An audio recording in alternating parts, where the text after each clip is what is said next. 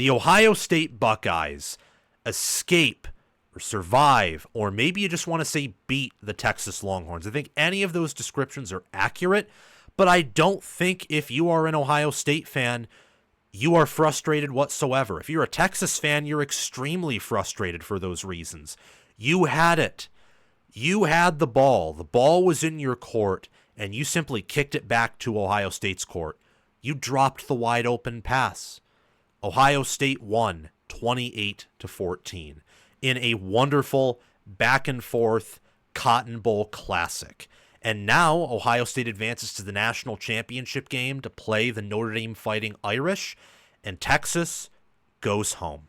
So we're going to be talking about this Cotton Bowl Classic matchup where Ohio State did not trail for the entirety of the game, but it was very close. Texas had multiple points where they could have won, but whether it was due to Ohio State's coaching, Texas coaching, a variety of X-factor players on both sides of the ball stepping up or failing to step up, Ohio State won this game, and they were the better team. So let's roll. Let's get right in it. And if you haven't already, please subscribe to the channel, like the video, and hit the notification bell.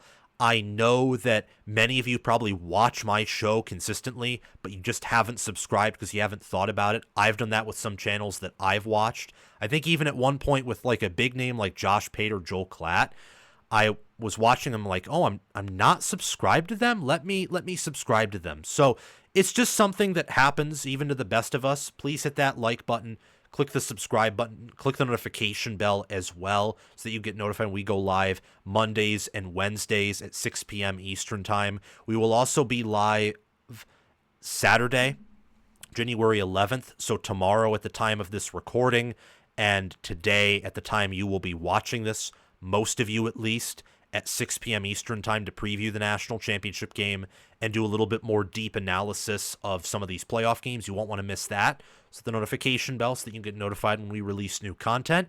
If you want to support the channel, you can send a super thanks in the comment section below. You can sign up as a paid member of the Patreon page to donate monthly. That is the method I would encourage if you're going to send me money, but do it however you would like. I appreciate all the support. Or you can purchase merchandise via my merchandise store. The links to the Patreon page and the merchandise store are in the description and pinned comment. Also, last but not least, join our Discord server via the links in the description or down below in the pinned comment. We talk college football 24/7. We'd love to have more Texas and Ohio State fans, more fans from all college football backgrounds on that Discord server. But let's get into this matchup right here. This Cotton Bowl Classic. Specifically, this is a mouthful, kind of something I hate about the current playoff system. The College Football Playoff Semifinal at the Goodyear Cotton Bowl Classic sounds like something that some animated voice would say on TV. That combined with the ads almost pushes me over the edge because that's a lot of complex wording for something that isn't just complex. Just call it the CFP Cotton Bowl or the College Football Playoff Semifinal at the Cotton Bowl. Like, we don't need Goodyear in there. And the game of football is a lot more complex than the Cotton Bowl name, and I know I'm probably like hyper fixating on something that's pretty useless here, but trust me, it goes somewhere. The game of football is a lot more complex than the name of a game. Seriously. And yet, it is more easily summarized and more appropriately summarized for whatever reason. I don't know why. Again, just call it the Cotton Bowl. Call it the Orange Bowl. It's what we refer to it as college football diehards. In summary, this game was very complex, as I already mentioned, but to summarize, because it's important, Ohio State outcoached Texas. That was the game right there. Was Ryan Day when it mattered, Chip Kelly when it mattered, Jim Knowles when it mattered. Outcoaching Steve Sarkisian, outcoaching Kyle Flood, and I know Steve Sarkisian's basically the de facto OC, but Kyle Flood is named that as well. And then also outcoaching Pete Kwiatkowski and Johnny Nansen. And there are several plays that are the epitome of this. Number one, OC to OC. Play caller to play caller on the offensive side of the ball. Chip Kelly has not ran Will Howard all day. Will Howard's run-blocking offensive line sucks without help. Do not get angry at me by saying that. If Ohio State had a good O-line and not one that was objectively terrible at times, they probably blow everyone out this year. They go 16-0, and they're viewed as good, if not better, than some of the 3 national championship teams that preceded them outside of, 2020 Alabama, who would be that 4th team, and I think is one of the greatest teams of all time. Don't think Ohio State's that caliber, but no one's really of that caliber anyway, so it's useless to say that. And Texas certainly wasn't either. No one is 2020 Alabama this year, so it doesn't really matter to bring them up other than to make the point that Ohio State could be better, if not for some things on the O-line. But what Kelly does is he calls a beautiful blocking scheme, and he runs Will Howard. And in part because he runs Will Howard, it makes it easier on the O-line because Texas was not expecting a Will Howard quarterback-designed run. He picks up the 4th and 2. That helps Ohio State to make it 21-14 after Texas recaptured some of the momentum, finishes off a long drive beautifully, and at the end of the day, that leads to Ohio State winning. Fast forward a bit. About 3 minutes, maybe a little bit more in the 4th quarter. It's 1st and goal at the 1 of Ohio State. Texas has the football. They run it up the middle. It's stuffed. But you've been running up the middle on them all right the entire game, especially in the second half. Not very consistently, but enough to where you should expect to pick up a yard. Why don't you do it again? Or maybe bring in Arch Manning, or maybe you throw from the 1 and make it a quick throw so that you don't get sacked and it's just incomplete, 3rd and goal. Nah, how about this? Steve Sarkisian with his headset on and like his little play calling card right in front of his face. Like this, for example, like this. Guys, how about we do a pitch to the left side where Ohio State has more defensive players than we have blockers, and it's against one of the best defenses in the country that tackles very well and is fundamentally sound. Loss of 7 yards. And I called it live. That was the game right there. That straight up. That was the game. Now, let's go to the defensive side. Jim Knowles' secondary got a little bit beat up in this game, from all the PIs and holding calls to whether it was Jaydon Blue or whether it was Matthew Golden or Gunnar Helm or DeAndre Moore Jr. or Isaiah Bond, or if he doesn't drop the ball, maybe the outcome of the game is different because the drive's extended. Ohio State's DBs had some issues covering these wide receivers. They just did, and the running backs and the tight ends. But he never, ever allowed a 75-yard touchdown on a screen pass because his defense is too disciplined and because he didn't get greedy with the play call. That's really it right there. Also, Jim Knowles called plays that stopped 2 4th downs, 2 of them. Meanwhile, the only 4th down Ohio State goes for all game, they convert with a long run that could have been a touchdown if Will Howard keeps his balance. The offensive play calling was better for Ohio State. The defensive play calling was better for Ohio State. The game management overall was mostly better for Ohio State. Texas looked like the better team in the middle 40 of the game. Late 1st quarter to early 4th quarter, they were the better team.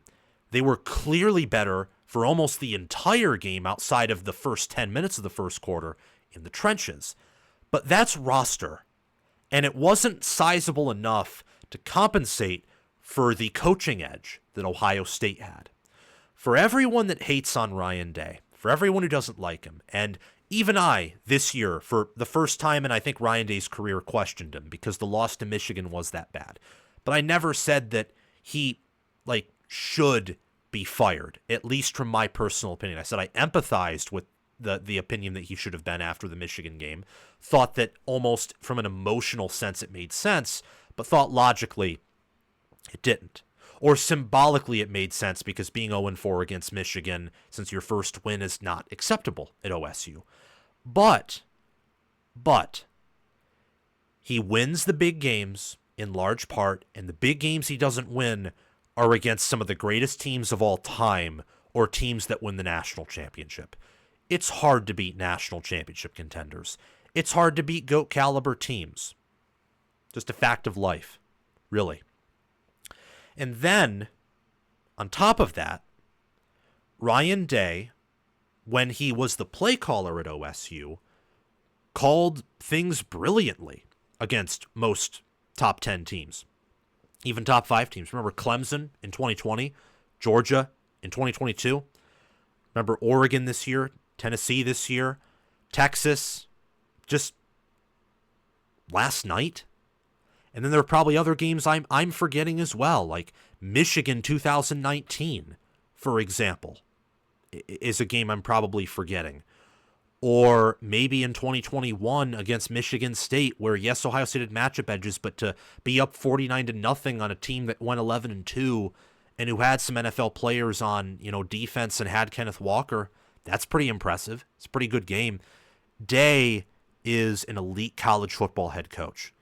And for those of you who thought that he was bad, you're wrong. For those of you who thought he was average, you're wrong too. Above average, wrong. Good, wrong. Great. I think now you're getting to a point where that's defensible. Near elite, that's very defensible, if not dead on. Elite, similar to near elite. I think Ryan Day, worst case scenario, is a near elite head coach. Best case scenario, he might be the best head coach in college football right now. This game's why. He's a better head coach than Steve Sarkisian. And he has, on an average basis, better coordinators, better play callers. That's why. It's straight up why. You look at, the final score, 28-14. Ohio State outgained Texas in yards, 370-341. They won the turnover battle, 1 turnover to Texas' 2. 18 first downs to Texas' 20. They led in TOP, 31 minutes, 38 seconds to Texas' 28-22. 9 penalties for 75 yards, but Texas had 5 for 54, so it's not like penalties were drastically different. Ohio State ran for 3.4 yards per carry. Texas ran for 2. 81 rushing yards for the Buckeyes, 58 for the Longhorns.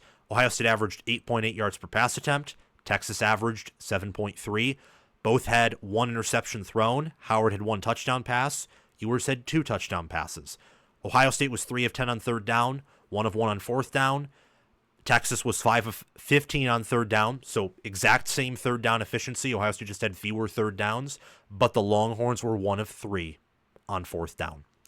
This is a game where you can look at the box score and actually kind of see what happened. Not in its entirety. The picture's very incomplete, but the box score actually does a fairly good job at parsing out how the game went along. It was a very close affair where at the end of the day, the better team won. The team that had the better fourth down conversion percentage, the more rushing yards, the more passing yards, more yards per carry, more yards per pass attempt, fewer turnovers, more TOP. And yeah, there were several areas where Ohio State was just better than Texas. The team with a defensive score, too. While Texas's 2 turnovers, they weren't defensive scores. One of them led to a score. The other led to a punt. So the better team won. The better team won on Friday night in the Cotton Bowl Classic. And this was a Cotton Bowl Classic. This wasn't just any old Cotton Bowl. Because not every Cotton Bowl Classic is a college football classic game. This game was as good as the Orange Bowl. And I think that some lessons to be learned for both of these teams moving forward is that I think Texas needs better quarterback play. Ewers finished with a 69.5 QBR. I thought that he played an above average to good game. Not quite as good as Will Howard, mainly because of accuracy. But I think Howard's mobility helps with that a lot. I think if you gave Ewers Howard's mobility and Howard Ewers' mobility, Texas probably wins. They might even win by 10 points in this game. That stuff matters, especially when both defensive lines were winning against both offensive lines the way they were in the trenches. I think that Quinn Ewers probably played his last game at Texas. I think that if Arch Manning had Ewers' passing ability with his legs, Texas probably wins. That game was really, really that close. It was. You change a few things, Texas wins. And if Texas won this game, I'd be saying the same thing. You change a few things, the Buckeyes win. And the Buckeyes came out on top for reasons that I think are very good. You know, there are some games where a team comes out on top and you feel kind of icky about them, like, yuck, like that's so gross. And they're very lucky they didn't bite them in the butt. That's not how you feel with Ohio State winning this close game. What you feel with them winning this close game is we only have one more game left. Nothing else matters. And we're thankful that we won this game and get a chance to play for a national championship where Ohio State's favored by 10 or 9.5 points, depending on where you look. Ohio State here was better at quarterback than Texas was. And that shouldn't be the case because Will Howard was a 3-star out of high school and he has a really good supporting cast, but it's not like he has a Joe Moore Award O-line protecting him either. And he outplayed a 5-star QB in Quinn Ewers with more NFL talent on the O-line and also still really, really good receivers, fast running backs, and a great tight end. It's time for Texas, I think, to upgrade at QB. I also think Texas should look themselves a bit in the mirror, specifically Steve Sarkisian, and work on his game management skills because it's cost him 2 times against Georgia, cost him against Ryan Day. You know what the common theme between Kirby Smart and Ryan Day are?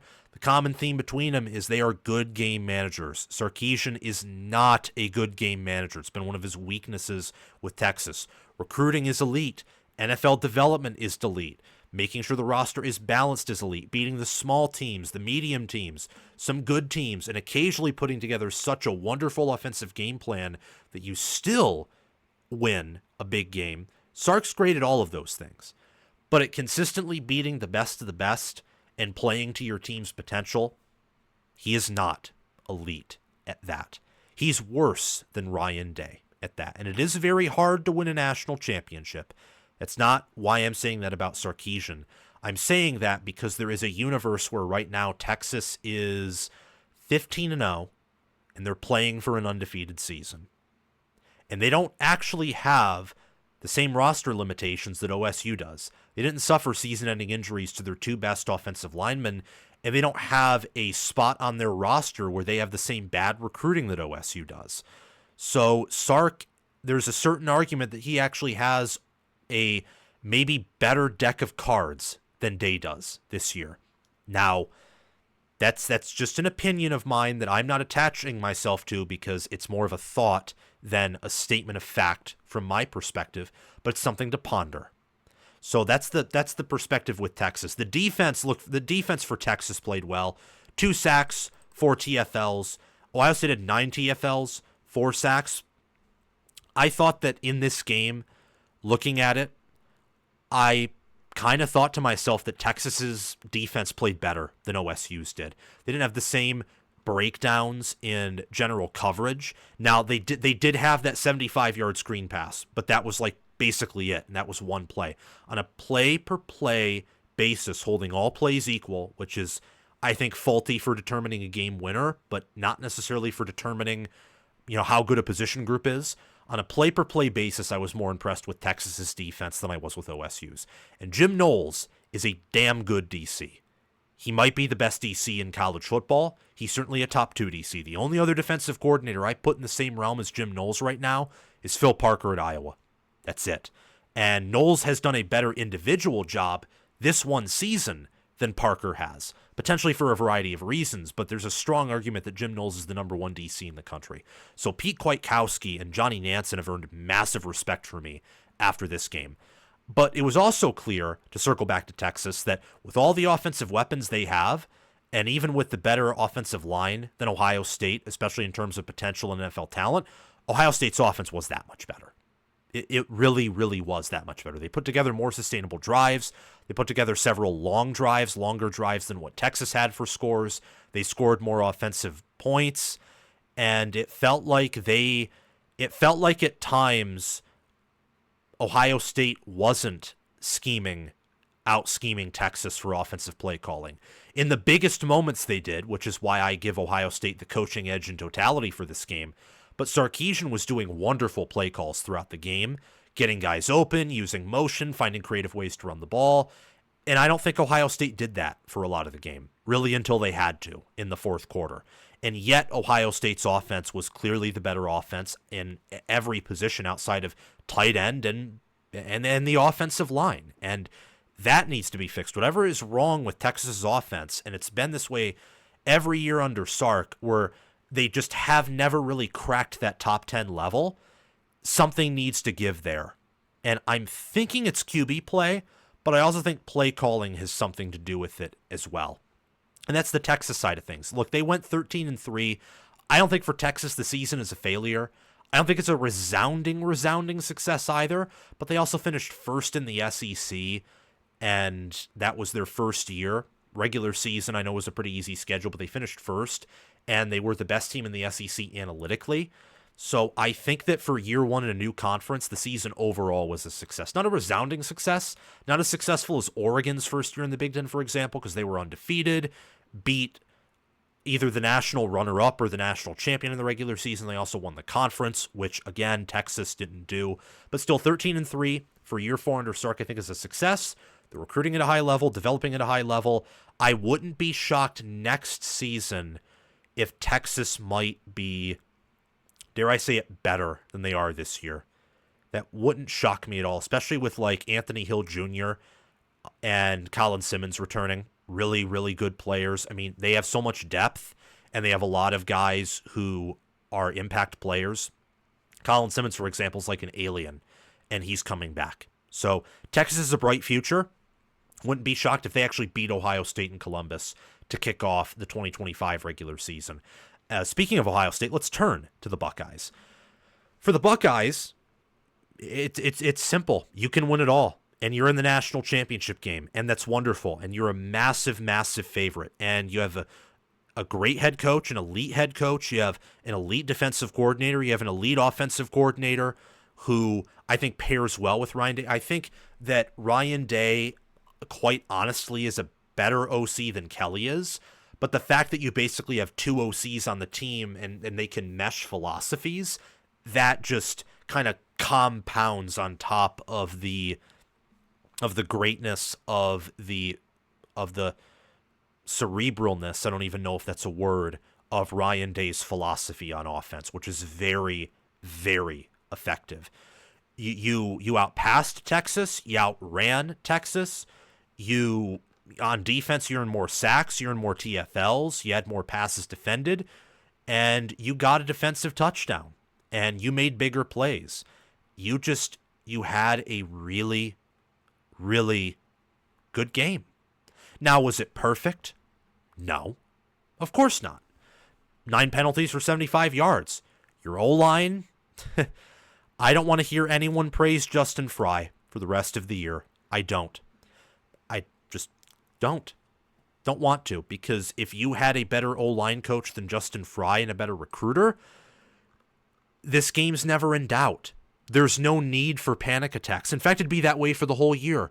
You would have never, ever, outside of maybe the Penn State game, because the O-line played well there, outside of maybe the Penn State game, you would have never had a, oh, I pooped my pants moment for the whole season. Never would have. And for the Penn State game, it would have only been for a quarter, like it was in reality. And maybe that's even pushing it, because Ohio State with a better O-line probably wins that game by double digits too. This is a really good team. It's a team with limitations, though. And it's what I said in my preview and prediction video. It's what I've said in my guest interviews. Like, Texas is going to limit this team. And that Ohio State's ceiling in this game is going to be lower than in other matchups, because they have a loss in the trenches in this game. And they did. They did. Some of the numbers like sacks and TFLs may not bear that out for you, but watch the game. Seriously, watch the game and tell me who won in the trenches. It was Texas. Not by a wide margin, which is a big part of the reason Ohio State won. They were within the margin of error in the trenches for much of the game, and because they made the big plays and they made the right play calls and Texas didn't, they won. But I said that Texas would limit this team because this team's ceiling is not as high as many people think it is. But that doesn't matter. That only matters for the fact that Ohio State's not invincible. And that doesn't matter if Ohio State plays well, if they outcoach their opponents. Basically what I'm trying to say is this team is not invincible. And yet at the same time, that shouldn't matter because they have some of the best coaches and most talented players in the country. So therefore, you should expect to win the games. It's just, you shouldn't expect to win in blowouts all the time, because that's not what this team is. And tonight showed that in the Cotton Bowl. But they were better on fourth down. They were the same as Texas on third down. They had more total yards, more sustainable drives. Henderson's one of my favorite players. Might be one of my favorite players of all time after this game. He throws a punch, makes a terrible mistake, probably risked getting kicked out of the game, maybe should have gotten kicked out of the game, and then he comes back. He averages 7 yards per carry on the ground with a long of 22, and he has 75 receiving yards for 1 receiving touchdown on a screen pass. If that play doesn't happen, Texas is playing Notre Dame in the national championship, based off of how that second half went. Wonderful player, elite player. And kudos to Quinshon Judkins, too. Averaged 4 yards per carry, had 2 touchdowns, ran hard.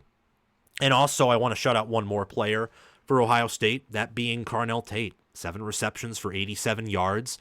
Jeremiah Smith had 1 reception for 3 yards. They bracketed him. Texas has the defense to do what Penn State and Michigan did, where they have good enough players at every position, and they're very physical, NFL-esque at the D-line, to where they're going to make Howard uncomfortable. And Howard's not going to be able to play his best game. So therefore, other players have to step up, and Ohio State's defense has to step up. And what Ohio State did in this game was what they did against Penn State, in my opinion. You got the goal line stop in a different way, but you got it. The game was very close. It was a 4-quarter affair, but at the end of the game, you knew who the better team was, and the losing team had the inferior coach, even though they may have had the roster that should have won the game. It's so confusing. It's so confusing. I say that because I'm an admirer of Ohio State. I admire Ryan Day, but there is a lot of truth in the fact that you typically don't see teams succeed at this level with the offensive line that Ohio State has. And I hope that tonight showed some of you that thought I was ridiculous for saying that showed some of you like, hey, yeah, this guy who has long blonde hair and blue eyes and clearly has never played the sport in terms of physicality, or at least in terms of just how he talks about the game, knows something about the game. Ohio State's O-line's not good. Their play calling's good. Their QB is very good. Very good. Tonight he compensated for the O-line. I mean, that one throw where he's backpedaling and he gets it to Tate, that was all him. The O-line didn't do anything. The O-line almost let him get, killed. The O-line almost let him get him, almost let Howard receive a concussion by Bill Norton or Colin Simmons. He made that throw. You have a really good QB. You have the best receiver room in the nation. Just the point being, Day overall, really outside of that Michigan game, has done a wonderful job coaching this year. Really. If you put Day with Texas, or you put Day with Penn State, I genuinely believe those two teams may have beaten OSU based off of matchups. But they didn't. And Ohio State's 13-2.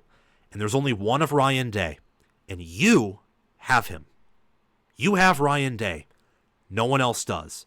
And the only other coach right now who's comparable to Ryan Day in terms of achievement, especially with recency bias, is Kirby Smart, who has 2 national championships. If you're an Ohio State fan, at the night of January 20th, you will probably, the odds say, be hoisting the national championship. So you have a really good coach. And the fact that your head coach is not your problem is something that you should be flexing your muscles about and, kissing your muscles all around and just annoying other fan bases about that. You don't have a potential head coaching issue like Penn State does in big games, like Texas might in big games, like Michigan might overall, like, let's say, just thinking here, like Alabama might overall, like USC does overall, like LSU has potentially, or like they had with Ed Orgeron, even though he won them a title, or like Miami has with Cristobal in big games, or just any game that matters in general, or what they had with Larry Coker when they won it all. You do not have that problem. You don't. Day will be at OSU probably until the day that, metaphorically speaking, his career dies, he will probably be at Ohio State. That's just my opinion. And I think that he is a really good head coach. He's elite. And you won because of him. Straight up. You won because of him. And because he was the best head coach on the field. And because in every game he has played in this year, since maybe Oregon the first time around, definitely Oregon the first time around, now that I refresh my memory, but in 14 out of 15 games this year, Day has been the better head coach on the sidelines. And in every game that has mattered the most, he's been the better head coach on the sidelines. Well, actually 13 of 15. I can't believe Sharon Moore outcoached him. I will never, that will never make sense to me in my head. But again, because of how the 12-team playoff works and it's not 4 teams, Ohio State got in. And credit to Day for taking advantage of the opportunity. They are 3-0. 3-0 in the 12-team playoff. Might be 4-0 after Monday, January 20th, close to midnight. Just absolutely incredible for Ohio State. This is real. This is real. Go out and win the national championship. Just do it. Go out and beat Notre Dame as you've beaten them in 2022 and 2023. Beat them for the 3rd year in a row. Thank you so much for watching. Remember to like the video and subscribe to the channel, and also hit that notification bell so that way you can get notified when new content from College Football with Sam drops. I appreciate you very much, and also share the video around to others who you know enjoy the sport of college football and love it as I do and as you do, and comment your thoughts down below so that we can have a conversation, because I want to know what you are thinking. And join our Discord server where we talk college football 24/7 via the link in the description or down below in the pinned comment. Thank you to my Heisman Patreon members, Crash2488, Brascal Rascal, and Kylo OH. Thank you to my All-American Patreon members, Chris Lane, Ismar, and Tyler Nye. And thank you to my All-Conference members, John Lynn, Roaming Gnome, Matthew Sale, Austin Christmas, Joshua Jorgensen, and Will Loftus. Make sure to check out my merchandise store and or Patreon page, or super chat down in the comment section below to support the channel. The Patreon page and merchandise store links are in the description or down below in the pinned comment. I hope you have a wonderful day. It is December, so Merry Christmas and also Happy New Year. I will see you guys soon.